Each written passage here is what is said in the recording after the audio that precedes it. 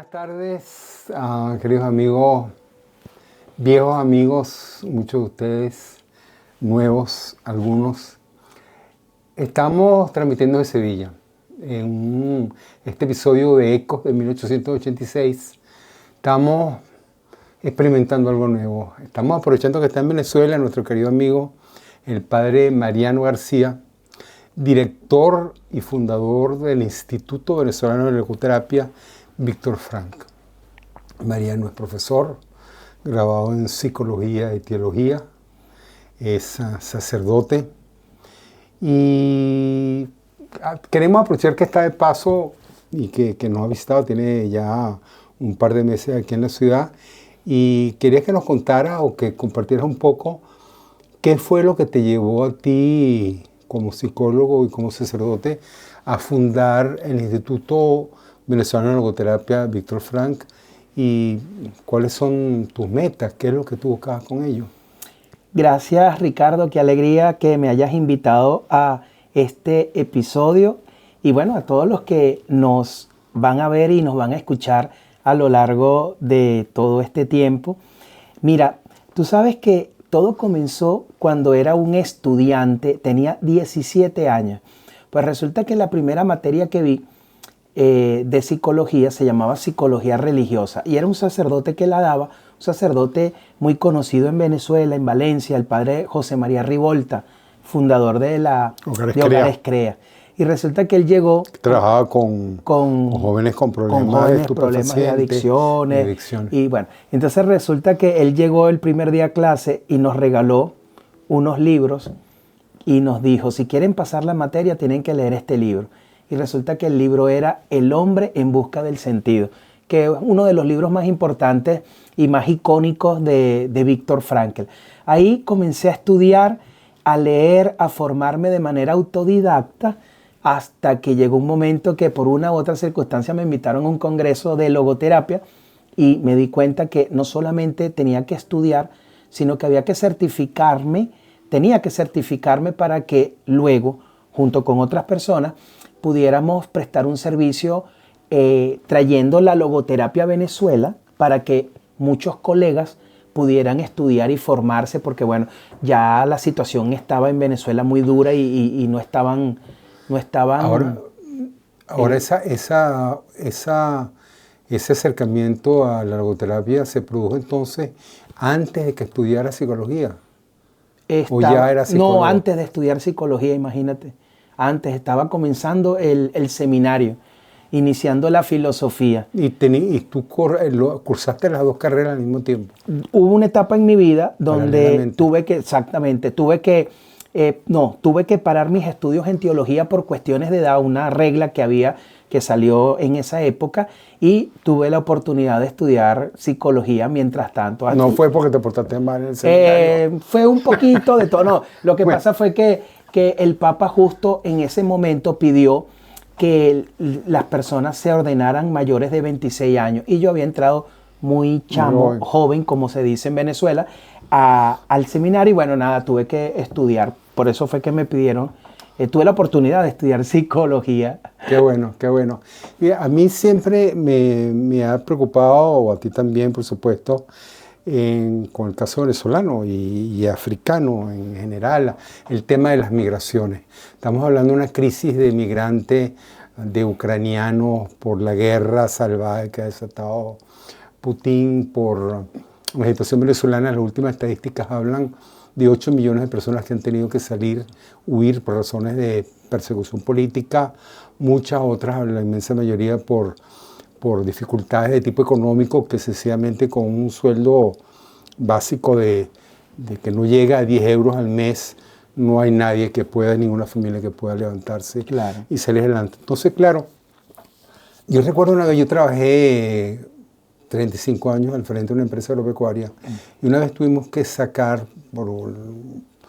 bueno, había un problema y intentamos árboles de naranjo de 3 años, con tractores, con maquinaria, sacarlo de la tierra y llevarlo a otro sitio de un desarrollo que íbamos a hacer ahí. E intentamos salvar las plantas, los árboles. Y era sacar el árbol con sus raíces, con la tierra, y para que sufriera lo menos posible, para que la migración, la mudanza, el traslado dentro de una zona más o menos parecida, pero que no era donde ellos habían estado y habían nacido, habían crecido, y alrededor de la cuarta parte no sobrevivieron. Es decir, yo creo que los seres humanos no somos plantas, por supuesto, no somos árboles, pero siempre hay gente, si tú tienes, como el caso nuestro, o como el caso de tantos de ustedes, que han tenido que dejar todo, una vida de trabajo, una historia personal, los lugares que frecuentaron sus padres, sus abuelos, dejar todo, abandonar absolutamente todo para ir a un nuevo horizonte. Eso significa una migración como que muy dura, muy radical, y muchas personas no lo logran, muchas personas se quiebran, tienen que regresar, entran en depresión, entran en un estrés. Entonces, claro, ¿cómo puede la logoterapia ayudar a esta gente? Como método terapéutico, ¿cómo pudiera ser más útil que la psicología lacaniana o que la psicología individual de Adler? O el psicoanálisis freudiano, pues el psicoanálisis. Mira, Ricardo, qué impresionante el ejemplo que pones y es muy elocuente. Fíjate que la diferencia entre nosotros y esas matas de naranja, ¿verdad? De naranjo, es precisamente la intuición que tuvo Viktor Frankl. Viktor Frankl decía que a nosotros nos podían quitar todas las libertades posibles, menos una. La libertad de pensamiento nos las podían quitar y de hecho nos las pueden quitar como una ideología. Nosotros los venezolanos sabemos qué es eso. O muchas veces también una psicopatología. La persona cuando lamentablemente sufre de esquizofrenia pierde la libertad de pensar lo que quiere. Nos pueden quitar la libertad de movimiento. El estar preso, un accidente, etc. Te quiten el pasaporte, no te quiten el pasaporte. No te dejes salir del país. Listo. Te encierran en una cárcel. Pero hay una libertad, y mira lo que decía Viktor Frankl, hay una libertad que nada ni nadie nos las puede quitar. Y él lo decía en una frase que a mí me gusta mucho, que decía, la última de las libertades que nada ni nadie nos puede quitar es la libertad de escoger la actitud con la cual yo vivo cualquier circunstancia de mi vida. Entonces, la logoterapia, hoy por hoy, al venezolano o aquel que ha tenido que lamentablemente emigrar empujado, no atraído, la logoterapia ayuda mucho porque le enseña a que él, aunque no pueda decidir, aunque lamentablemente las circunstancias lo llevaron a irse, él puede todavía tener control sobre algo y es la actitud con la cual vive y emigra. Son esos casos. Claro, yo creo que aquí algo interesante. Yo estaba leyendo el otro día algunas teorías sobre la historia, sobre la teoría de la identidad. O sea, quién es la persona, quién es el ser humano, quién es un hombre, esta mujer. Entonces, claro, hay muchos autores que se están enfocando en decir que la historia, la identidad personal se construye en forma narrativa. Es una historia. Somos lo que hemos sido.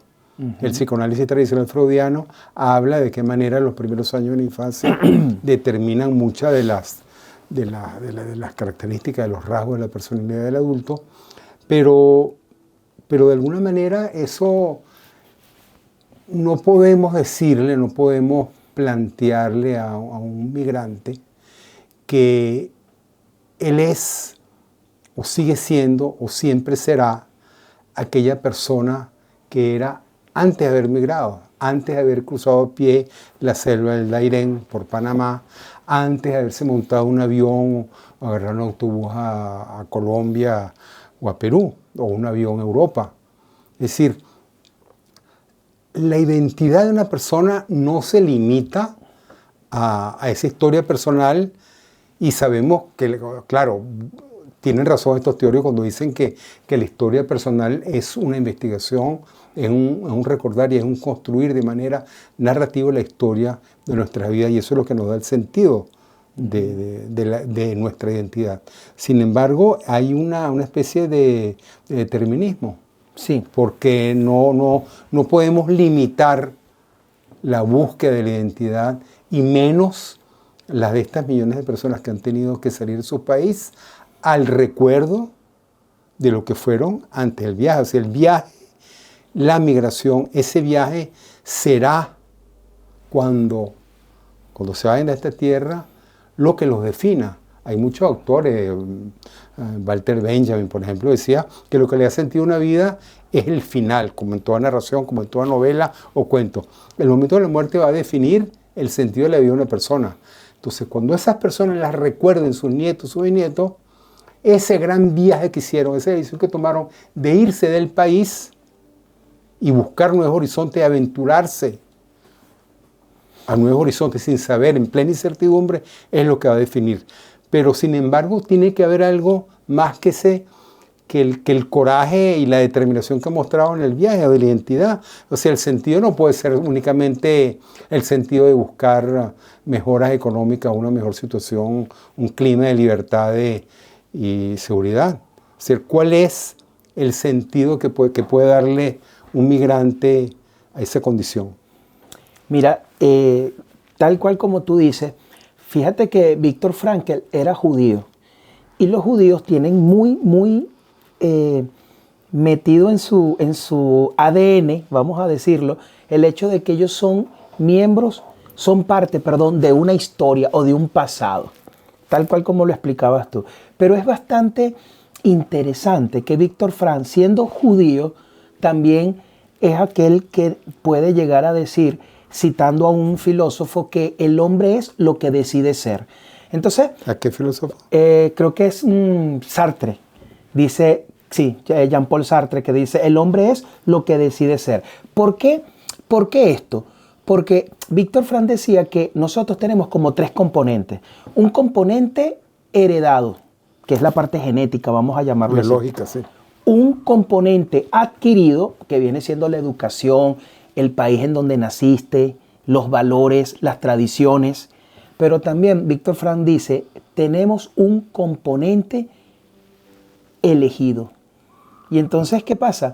Que a nosotros nos toca migrar y saber de que dejamos atrás a Venezuela, pero yo decido vivir nuevamente en este sitio. Yo decido comenzar a poner raíces en este sitio. Me obligaron a salir de mi país. Yo no quería. Pero ¿sabes qué? Yo siempre voy a poder decidir la actitud con la cual yo vivo la migración. Por eso es que tú ves personas que incluso, mira esto, emigran con comodidades que otros, como los que tú citabas, que se van por la selva, etcétera, emigran con más posibilidades económicas, sociales, etcétera, y lamentablemente se frustran, viven en la depresión o fracasan. Porque es que, Ricardo, alguien me lo dijo, un sacerdote me dijo algo, me dijo, cuando tú te vas del país y emigras, lo que hace es cambiar problemas, comienzas a cambiar problemas por otros. Entonces, yo creo que hoy Viktor Frankl nos ayuda mucho porque al final él insiste mucho en la libertad, no tanto en la libertad de hacer cosas, él lo especifica, sino en la libertad que es distinto. Ojalá tú te pudieras quedar aquí más tiempo en España y te dieran permiso para instalar una sede del Instituto de Logoterapia para ayudarnos a tantos. Bueno, vamos a tratar. En primer lugar, por supuesto, yo creo que todos nosotros tenemos algo de locura que tenemos que superar. Pero yo lo que quiero es, a mí me recuerda que hace unos años leí a otro psicoanalista, que era el presidente del Instituto Jungiano de Psicoanálisis, se llama James Hillman. James Hillman, él renunció a la psicoterapia como práctica profesional, escribió un libro de entrevistas con un novelista americano, Joe Ventura, que el libro era un título un poco con cierto humor. Él decía, hemos tenido 100 años de psicoterapia y el mundo está cada vez peor. Entonces, los psicólogos meten la pata enormemente y los psicólogos, decía él, no ayudan realmente a las personas a superar los traumas que tienen un componente más psíquico que físico, interno que externo. Entonces, él decía, lo que pasa es que, y él decía hablando del psicoanálisis, en particular el freudiano, que hacía mucho hincapié en las dificultades de la niñez o de la adolescencia o de ese periodo. Antes podríamos extender un poco esa noción de principio, antes de salir del país de origen, Y él decía que él tenía la noción de que todo ser humano tiene una visión de lo que quiere llegar a ser. Entonces tiene en sí mismo, así como tiene el recuerdo fresco de las penurias que pasó en la infancia, en la adolescencia, durante el periodo adulto, ante los interrogatorios con la policía política venezolana, o haber pasado por el helicoide, pues esas cárceles dantescas que proliferan en nuestro país.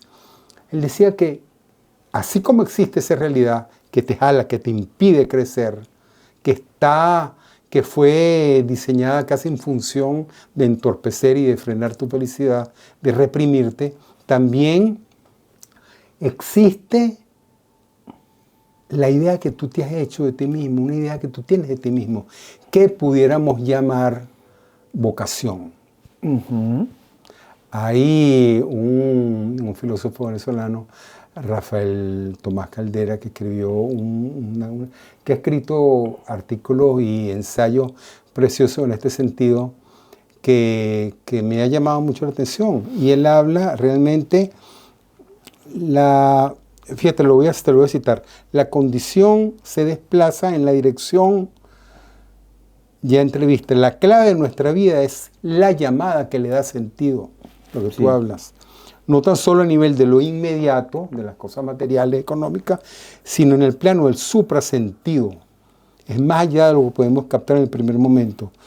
De un modo u otro, esa llamada tomará la forma de un ven, sígueme, como decía Agustín en sus confesiones. Es decir, la vocación, lo que nosotros estamos llamados a hacer, implica la toma de conciencia de una condición del ser humano como una fuerza espiritual que jamás va a poder ser doblegada por ningún gobierno, por ninguna fuerza política, por ninguna autoridad, ni por los campos de concentración de Auschwitz, ni por la SS o el Partido Nacional Socialista en la Alemania de Hitler, como le pasó a Víctor Frank y a tantas otras personas, ni a nosotros como migrantes. Esa gente, claro, lo que transmiten es la idea, lo que buscan transmitir para dominar es el miedo, es el que la gente viva con miedo, y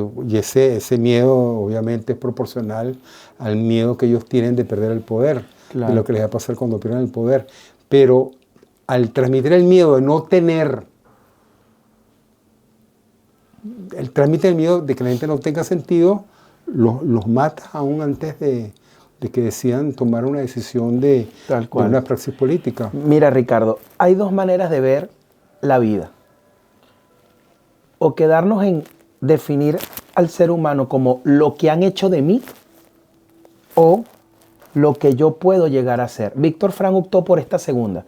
Yo soy lo que decido ser. De hecho, Víctor Frank decía que para él era más importante no lo que el hombre era o ha sido, sino lo que puede llegar a ser. Y la mejor definición, creo yo, de salud mental y espiritual que yo he escuchado, se le escuchaba a Juan Pablo II, San Juan Pablo II, como los llamamos nosotros los católicos. Juan Pablo II decía: hay que mirar el pasado con gratitud, el presente hay que vivirlo con pasión y el futuro mirarlo con optimismo. Y una persona sana, ¿te acuerdas cuando Freud decía que una persona sana es aquella que puede amar y trabajar? Yo considero que una persona sana es aquella que puede mirar el pasado pero con gratitud. Sí, cuando niño tuve una infancia dolorosa. O vámonos al tema de la migración. Yo me tuve que ir de mi Venezuela linda. Sí, es verdad. Pero ¿sabes qué? Yo aquí puedo ser mejor. Claro. Yo creo que hay que, además de las dos categorías o esos dos verbos utilizados por Freud, esas dos acciones de trabajar y amar, yo añadiría entonces, y con eso creo que podríamos concluir, a menos que tú tengas que puedas despedirte aquí de los oyentes, sería trabajar, amar y crear. Crearnos a nosotros mismos, tomando la decisión de seguir esa vocación.